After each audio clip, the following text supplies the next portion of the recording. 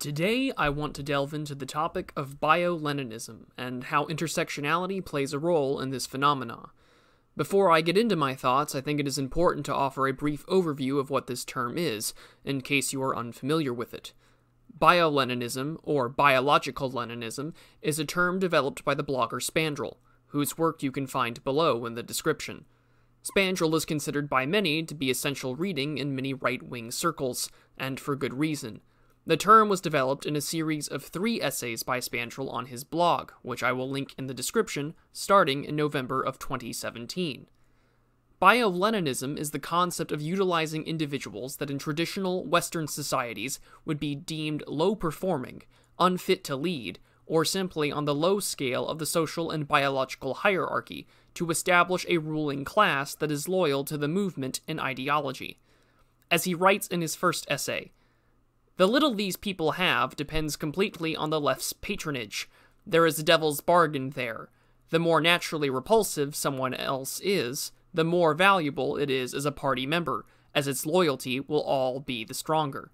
I highly recommend reading these posts for yourself, and if you don't have the time, I would also recommend Charlemagne's 2 videos covering the subject, as he succinctly goes through each of the essays and explains it in further detail.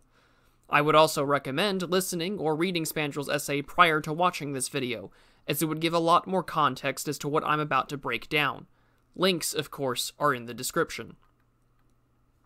In 2020, as we have seen in the last 8 years since the re-election of Barack Obama in 2012, the concepts of intersectionality, critical race theory, and other forms of reforming social and racial hierarchies have become mainstream in our political discourse.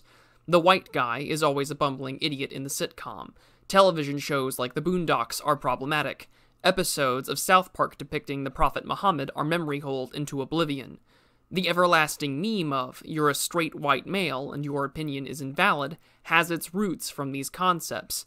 In our current political discourse, especially amongst racially minded progressives, the woke, intersectionality is the ideological and political framing mechanism to attract low-status individuals to be loyal, card-carrying members for your ruling class.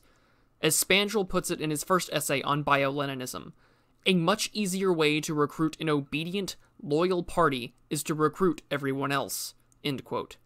Spandrel is referring to the means of having a cohesive ruling class and not relying on the historically higher-performing groups.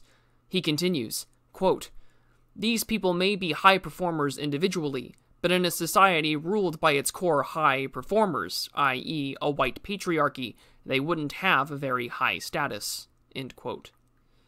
So how do you attract disparate, low-status groups to achieve this literal kakistocracy? After all, each group, ethnic, sexual, religious, all of them vie for their own power and their own interests. Each group not only has to compete against each other, but as well as against historically high-performing groups on top of it. Spandrel details how this has been taking place for many decades. However, what brings all these various left-wing identity groups, whether it's hyphenated Americans, religious minorities, atheists, the mentally ill, the LGBT community, environmental lobbies, and more, is intersectionality. The proliferation of intersectional thought has become the cornerstone of advancing Bioleninism in our modern polity.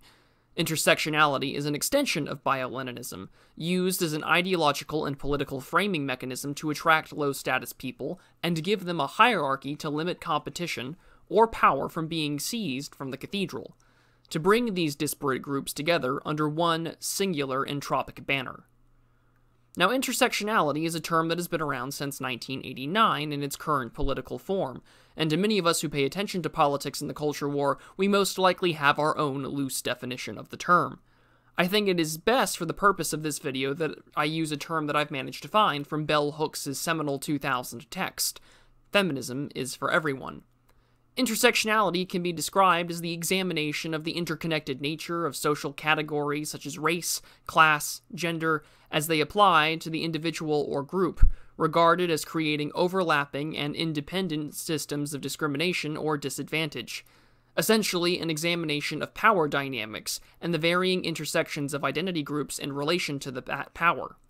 This is the best way I can give a decent definition of the term based on my reading of the work, as well as the works of others such as Kimberly Crenshaw. Now with the term defined, we can continue. If Cthulhu only swims to the left, what better way to ensure that the currents carry you faster to the point of where you're wishing to go? How do you get this beast of entropy to move faster leftward? By creating a tool to move that creature, in this case an ideological and political framework to create demand for normally low-status people.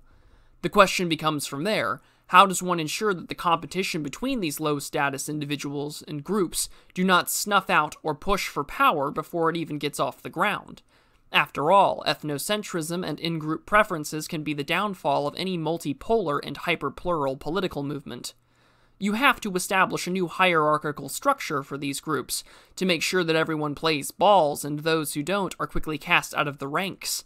Even the most left-wing activists, academics, and talent who don't play the intersectionality game, identity politics as we so often identify with the woke left, are then just declared as evil and as problematic as their right-wing counterparts. Spandrel's first essay on biological Leninism explains this further. Quote, "It is used to be a class struggle. It is now a gender struggle, an ethnic struggle. Ethnic struggle works well in America because immigrants have no territorial powerhouse." End quote. But how do you prevent these immigrants, fresh off the boat or third generation, as well as the native population, from engaging in ethnocentric conflict or competition, in which the historic ruling class would easily win out due to the home field advantage or existing infrastructure? Quite simple. Utilize a political framing mechanism on this ethnic struggle to seize power away from those institutions and infrastructure that the historically high-performing classes have enjoyed the use and control of for centuries. Intersectionality does exactly just that, by temporarily suppressing the squabbles between low-class groups, and having them target the institutions, identities, and politics of their high-class enemies. You create HR offices that ensure diversity quotas are met within almost every publicly traded Fortune 500 company, encourage more and more individuals to engage in rigorous high-demand mathematics and engineering fields that these individuals are simply not cut out for, and ensure that their families have jobs within government, whether it's the DMV or the Department of Elections, to control the narrative and state functions.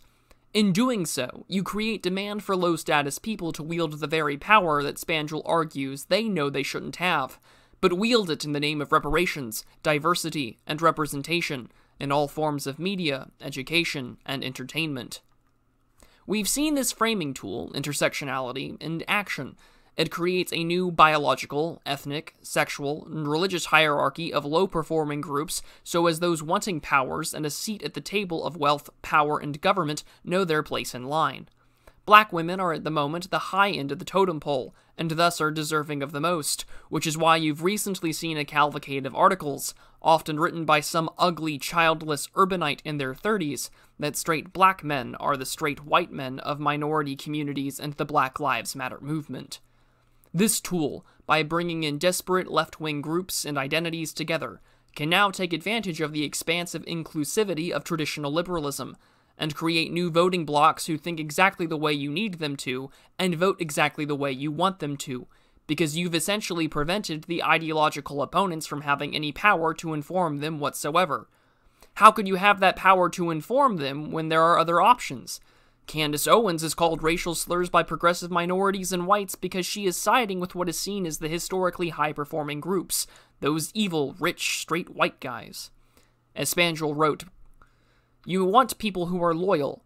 You will vote what you want them to vote. And as Royce would tell you, a man or a woman is only as loyal as his options." End quote. This is why the left utilizes high time preferences within their intersectional ideology.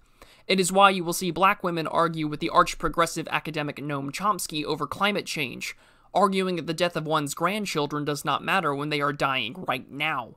The higher the time preference, the more options you take away from these low-status masses to ensure that they vote in lockstep regardless of their immediate or long-term interest, and follow step by step what the cathedral wants them to do.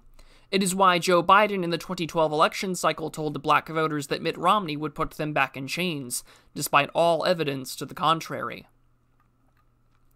As I've mentioned earlier, Spandrel's analysis of Bioleninism goes back before intersectionality as an academic and political practice was in full use, but the acceleration of Bioleninism, post-2012 election and certainly after the election of Trump in 2016, Intersectionality has been the much-needed pep in the step for the cathedral to eventually block out any kind of right-wing resistance, whether it is in name only like the establishment GOP, or something far more aggressive such as the America First movement or the neo-reactionary crowd. If you can create an ideological and political framing device that tells sitting Senator Amy Klobuchar to voluntarily withdraw herself from consideration from being picked as the Democratic vice presidential nominee for the United States so that a woman of color can be picked instead for the spot, you can see where the power lies. White women, even if they're on the left, aren't good enough, which is why the Democratic establishment picked Kamala Harris, a low-status woman whose career started with a desire for power, using the only tangible thing she had to get it, her body with Judge Willie Brown. But as Spandrel points out in his third essay, once absolute power is achieved, the leftist ratchet stops, and societies don't move any further leftward, which is why Bioleninism comes to maintain a perpetual revolution, so that Leninism is quietly and covertly distributed across all institutions of government, media, and the culture. This vast, private, and public body that we would call the cathedral. But as Bioleninism attracts these low-status individuals and intersectionality is used to get everyone on the same sheet of music, these low-status people, the low IQ, the criminally inclined, those with no sense of delayed gratification, are now united through the intersectional lens to have their own seat at the table of power. Their own slice of pie that they believe they've rightfully earned, even if they know deep down they didn't work for it once in a day in their lives. Spandrel concludes by saying, quote, "The US doesn't do absolutism very well, but it'll get there, and it's getting close. All he, or more likely she at this point, has to do is say, 'Give me power, or else we'll go back to 1959. It'll be okay to be white, and you'll be on your own.'" End quote. And while I believe we have achieved that with what has currently taken place within the 2020 election and the increased use of the term President Kamala Harris, both on and off the campaign trail, it does bring back the very problem Spandrel discussed. Absolute power and control stops the leftist ratchet. The revolution is achieved. You can't go any further leftward. These are the issues he discusses about classical Leninism. But the desires of low-status people will go on, and may eventually turn on each other, which would bring an end to the very system you've worked so hard to install for absolute power. The millions of people who are here illegally that you've just given amnesty and citizenship to will want more. The millions that you've imported will want more and continue to lust after power that your absolutist system can no longer have the means to continually offer or give. In Spandrel's second essay, he wonders what the future will hold under this system. However, the use of intersectionality, and let's face it, it's not going anywhere despite executive orders and a few right-wing academics, intersectionality will be used to bypass the problem of absolutism to maintain a perpetual revolution, despite wielding every single lever of power. And if this power is achieved, as Spandrel postulates, she, or they-them at this point, will use intersectionality in its outlying branches of critical race theory, whiteness, racial fragility, and potentially new concepts not yet popularized to purge the very individuals that got them into power as the new white devils that they once believed they were fighting against, to make new room for the newly legalized, the newly imported, the newly released from prison. This seems to be the most likely way of maintaining the leftist ratchet and keep it turning in the purest Machiavellian sense of power, just as Lenin had seized power. By creating new racial, social, sexual, ethnic tensions, overlapping oppression points and terms, we will see Bioleninism stay in effect for quite some time, long after power is seized from old historical narratives, order, cultures, and people. And with the cathedral's tight grip on educational and cultural institutions, with new anti-racist propaganda being taught in schools and appearing in places like Cartoon Network, intersectionality will be used in the next step of seizing power by agitating animus against historically high-performing groups and to incentivize a lust for power from those of the lower classes. We're already seeing this in action, and it's not just against whites, but those of Asian descent as well, whether it be in California's defeated affirmative action state proposition, or California school districts conflating white students with Asian students when comparing academic performances against blacks and Hispanics. The subtle dropping of the term POC for BIPOC to create another layer of animus and division, to scrap at the dregs to ensure that power is seized, so that the revolution continues. no matter what happens. Thanks for watching. Now, I'm sure there's a lot that I may have missed or have retread in this video for those of you familiar with the subject, but I wanted to get my thoughts out there on this issue. If you enjoy the video, let me know what your thoughts are in the comments. And as always, I would greatly appreciate the sharing of my work, as that's the best way to get others out there aware of what I'm making. Until then, I'll see you in the next video.